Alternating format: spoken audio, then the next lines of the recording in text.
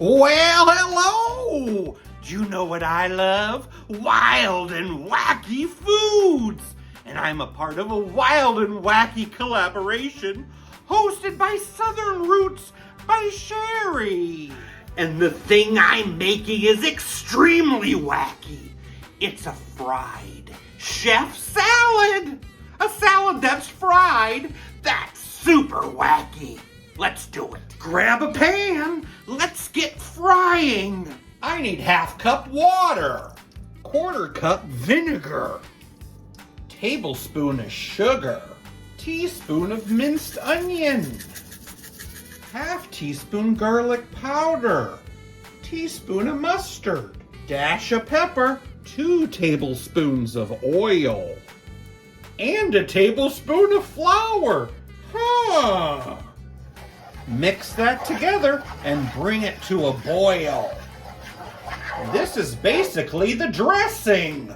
Let's get this party started with a 1/2 cup of celery and some sliced deli ham.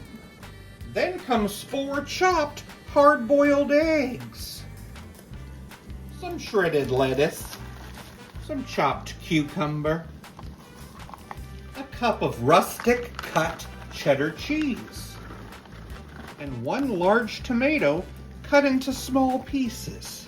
And then you cover it and cook it on medium for 5 minutes. Well, would you look at that? It's time to get serving. Wow. Fried chef salad. Let's try it.